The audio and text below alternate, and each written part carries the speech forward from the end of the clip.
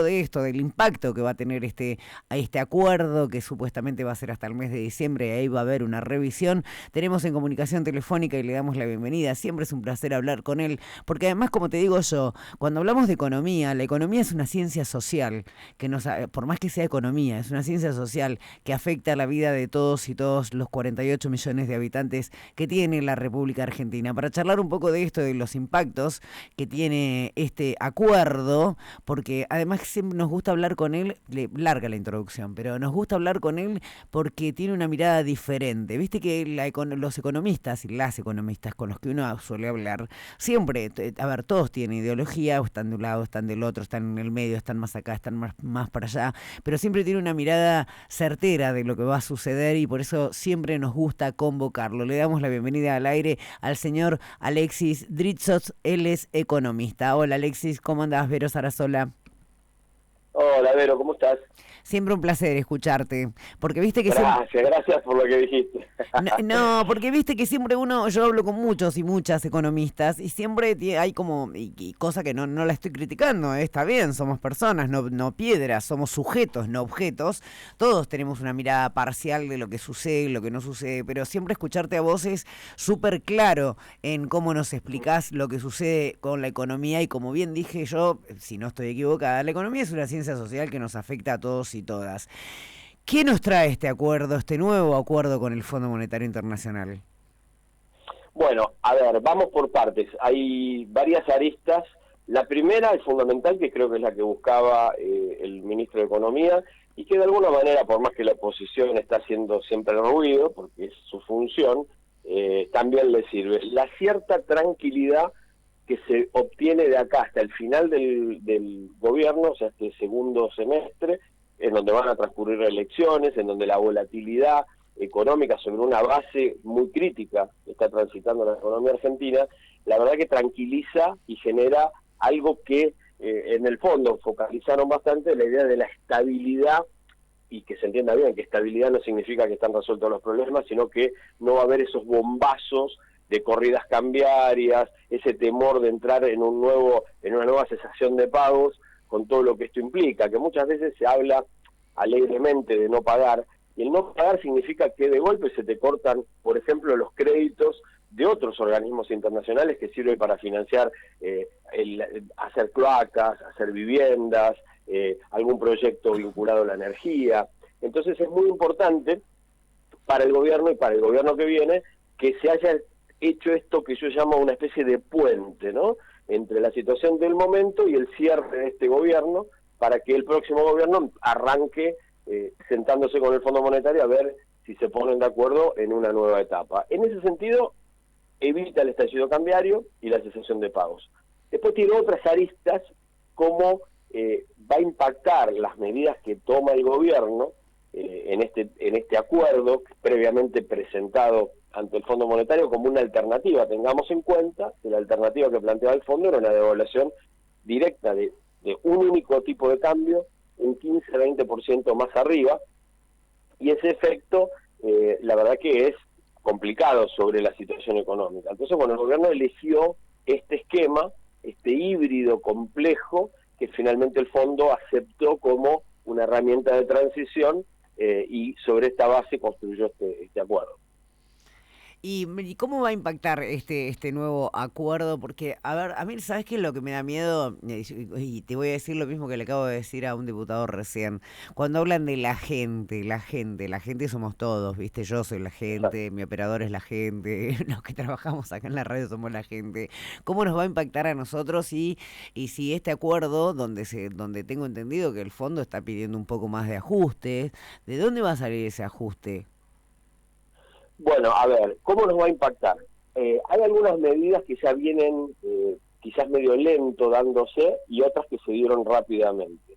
Hay un pequeño impacto adicional inflacionario. Sobre esta frenada que vimos en los últimos 2 meses, una pequeña caída, una tendencia poquito a querer frenar la inflación, evidentemente estas medidas van a tener un impacto inflacionario, va a volver hay un porcentaje de inflación que va a generar estas medidas, y para que la gente entienda qué es lo que va a pasar.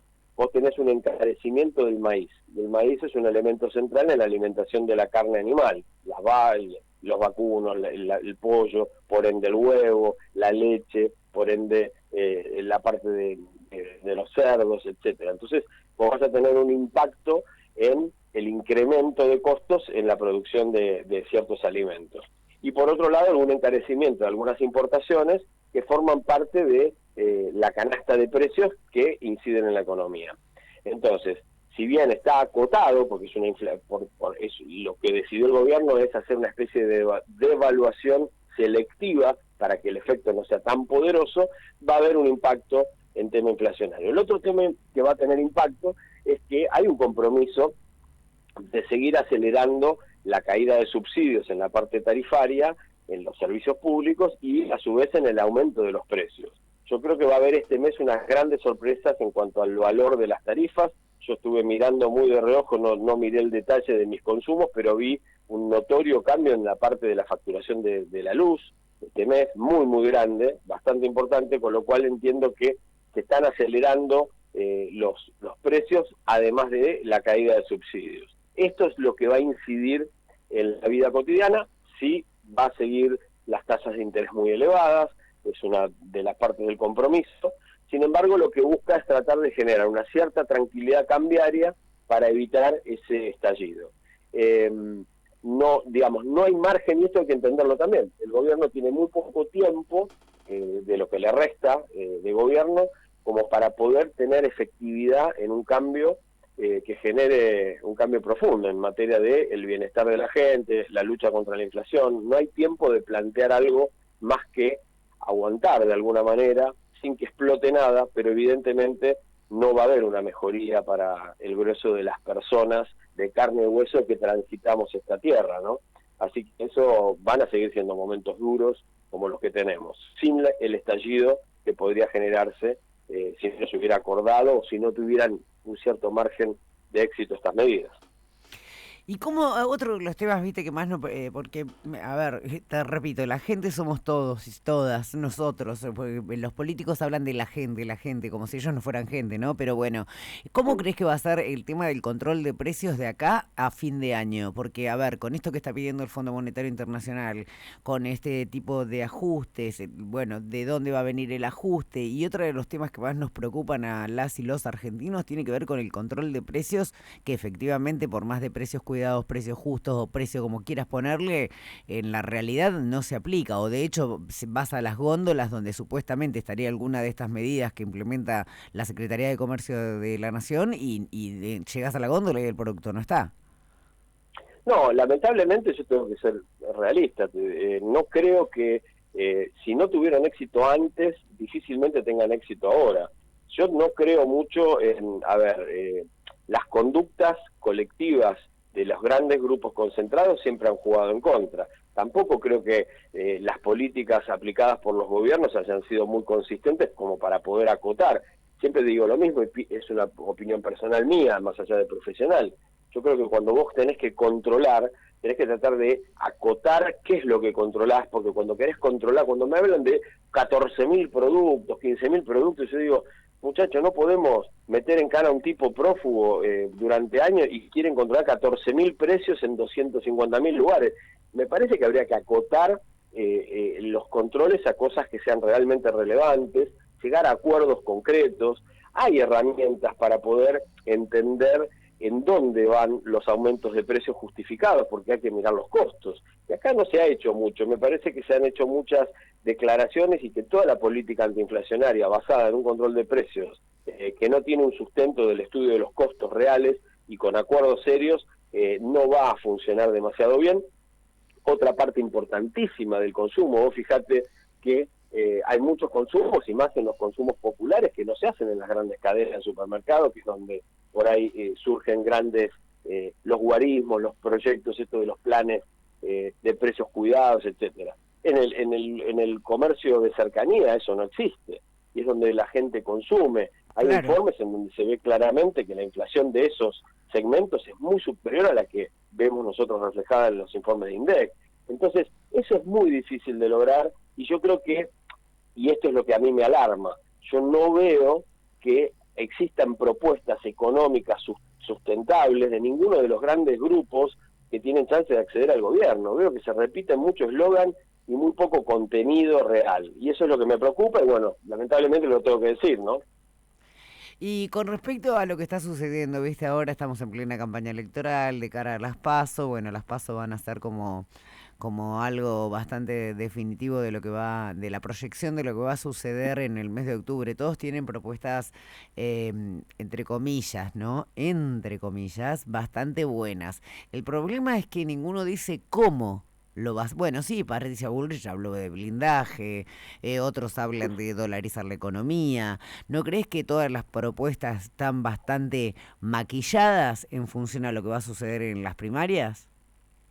Mira, me tocaste dos cosas centrales. Me parece que ahí hay una propuesta de la derecha bastante derecha entre la dolarización, que me parece un disparate, y los planteos económicos de Patricia Bullrich, que son totalmente, si alguien se toma el trabajo en serio de mirar lo que proponen a lo largo de los últimos 6-7 meses estos dos candidatos, te van a dar cuenta que no tiene sustentabilidad en absoluto las propuestas que hacen, ¿no? Hablar del blindaje y de ir, que en definitiva, más allá de la palabra que asusta porque trae un muy mal recuerdo, lo que propone Patricia Bullrich es sobreendeudarnos aún más con el Fondo Monetario, lo que significaría tener este problema multiplicado por 4, y después tener que someterse a las políticas del Fondo Monetario de manera arbitraria, con lo cual, y después lo otro que veo es que hay una hipersimplificación. Parece que si vos haces autónomo al Banco Central realmente y haces una flexibilización laboral y jubilatoria, todo se arregla, abrís la economía y se arregla todo. Muchachos, seamos realistas. Acá no es tan fácil, y si hubiese sido tan fácil, cualquiera lo hubiera hecho y hoy estaríamos disfrutando de algo fantástico. Parece una fórmula mágica. Después, bueno, por ahí tenés un discurso un poquito más pulido de otros sectores con un discurso más ideológico, en donde se despegan de la grieta, pero digamos, no se ve realmente una construcción, y ¿qué es lo que a mí me preocupa? Porque creo que el eje central que no se debate en la Argentina es que el problema central de la Argentina es del perfil productivo de nuestro país. ¿Por qué digo esto? Porque cuando hablan de déficit, cuando hablan de precarización laboral, cuando hablan de un montón de otras cosas, lo que vos tenés en foco primero, de lo que nadie habla, es que tenemos una economía muy primarizada, que no genera empleo, que cada vez que vende una tonelada de algo a $600 aplaudimos desde el balcón, pero traemos una tonelada de celulares que vale $1,500,000. Claro. Ese es el tipo de perfil de nuestra economía. Y nadie habla que es mucho más fácil corregir el déficit fiscal a futuro si vos tenés una economía que produce más dólares de los que necesita. Y nosotros siempre producimos menos de los que necesitamos. Nosotros dependemos como si viviéramos hace 2 siglos del clima. Un país que se sostiene, si llueve estamos bien y si no llueve no, en este siglo, en donde podríamos estar dedicándonos a hacer satélites, semiconductores, hacer una revolución energética en base a energías alternativas, en donde está bárbaro el vaca muerta, pero muchachos, estamos viendo el resultado de seguir con los combustibles fósiles, y nosotros que podríamos dar un paso gigantesco en materia de energías alternativas, seguimos apostando a esto, que da plata en el corto plazo, pero bueno, me parece que ahí está el foco, y creo que es lo que nos falta, ¿no? Un poco de una mirada de cambiar realmente, y no con eslogans, el modelo productivo de la Argentina para un plan de desarrollo que sea realmente sustentable e integrador de la gente que está fuera del sistema. La última, Alexis, porque no tengo más tiempo. ¿Cómo crees que se van a dar las PASO? A ver, ¿por qué? Para que te amplío la pregunta. Sí. Porque por un lado está bueno, le sigo diciendo frente de todos, no, Unión por la Patria, con Sergio Massa y Grabois, que todo está más o menos predicho que Sergio Massa va a ser quien pase esas PASO. Pero por el otro lado está Patricia Bullrich y Horacio Rodríguez Larreta. Mi pregunta, o mi gran incertidumbre, en realidad, no voy a generalizar, es, ahora, ¿gana Larreta? ¿El voto de Bullrich va para Larreta? ¿Gana Bullrich? ¿El voto del Bullrich va para el voto de Larreta, va para Bullrich, o dónde va a migrar ese voto de ese ciudadano o ciudadana? Yo creo que una parte del voto de ambos dos se va a perder hacia otro sector, pero creo que va a ser mínimo, porque creo que es intrínseco dentro de Juntos por el Cambio la polarización que hay contra lo que era el Frente de Todos. Entonces quizás va a prevalecer esa posibilidad. Me parece que también va a depender muchísimo de qué suceda con Javier Milei. Yo creo que lo de Javier Milei, estoy aterrado de que una persona que claramente no está equilibrada, más allá de la ideología que no comparto en absoluto, pueda ser una opción. Yo creo que espero que las PASO lo dejen colocado lejos de la disputa, y eso va a hacer que la gente de Juntos por el Cambio que no gane la interna termine votando al otro. Y espero que no sea una postura como la de Patricia Bullrich, porque más allá de que yo no soy parte de Juntos en absoluto, me parece que es muy peligrosa todo este giro a la derecha. ¿Por qué digo esto? Porque se podría dar una situación que si ganara Patricia Bullrich, termine apoyándose, capaz que Milei salga tercero, 17%, 15%, y termine haciendo una coalición estratégica de ultraderecha, entre Patricia Bullrich y Javier Milei, y eso sería peligrosísimo para el país, me parece. Así que me gustaría que se despeje y después, bueno, que vengan las distintas opciones para la general, pero ojalá que podamos despejarnos de los extremos, ¿no? Y a mí me preocupa mucho esto para el futuro de nuestro país. Alexis Dritsos, como siempre, ya te convocaremos con más tiempo, ya te convocaremos al piso, seguramente en el transcurso de estas últimas 2 semanas que faltan para las primarias abiertas, simultáneas y obligatorias. Te agradecemos muchísimo el contacto en este viernes.